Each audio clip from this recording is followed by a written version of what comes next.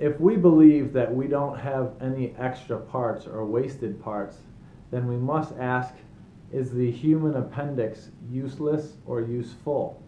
I'm Dr. John Bartemus, and I'm putting the pieces together to help you live a life at optimal.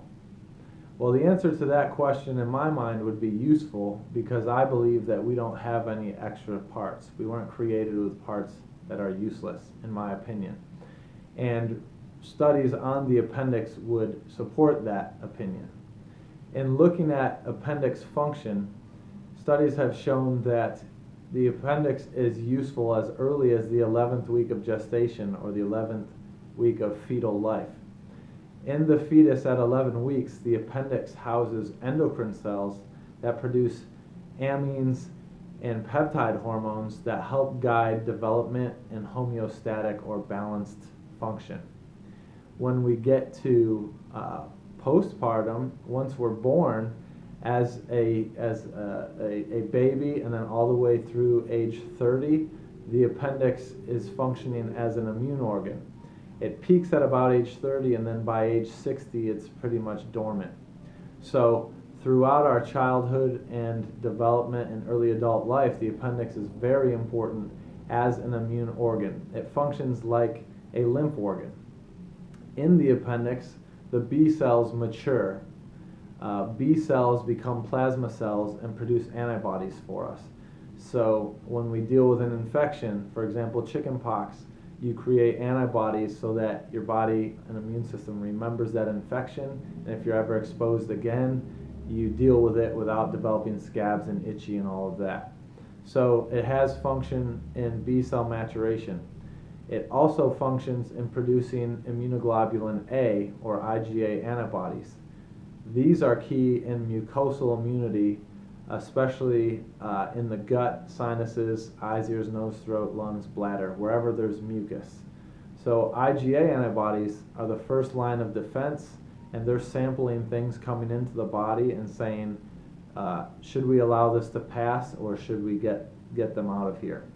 So that's very important in terms of being the gatekeeper of what enters the body and what is denied entry in a healthy, well-functioning immune system. The appendix also produces chemokines. Chemokines are molecules that are directions to the immune cells or the white blood cells as to where to go in the body. So chemokines will say, hey, the infection is at X, go to X and help deal with it. The appendix also deals with antigen processing. Antigens are anything foreign to the body. So that could be gluten, that could be pollen, that could be a bacteria or a virus.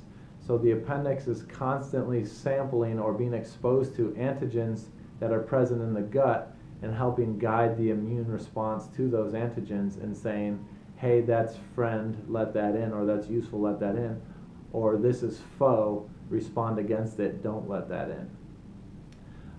So the appendix has a role in inflammatory bowel disease and autoimmunity, and potentially if the appendix function goes awry, that may be a contributor to those things developing. And then lastly, the appendix has a use as a backup organ.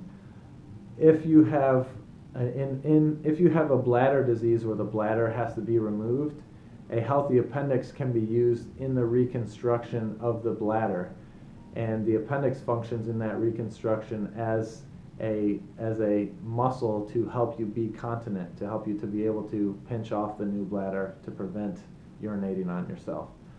It also can be used if you have kidney disease and lose a ureter. It can be used as a spare ureter to direct urine from the kidney to the bladder. So this nugget would tell you that the appendix is not a waste. It's not a superfluous organ that we can just take out because we were in there doing other abdominal surgery. You want to keep your appendix if you can. Obviously, if there's appendicitis, that's a call that needs to be made by the surgeon or the medical doctor over you. But if you somehow got to choose and could live, obviously having an appendix is what you were designed with, so that would be the optimal state.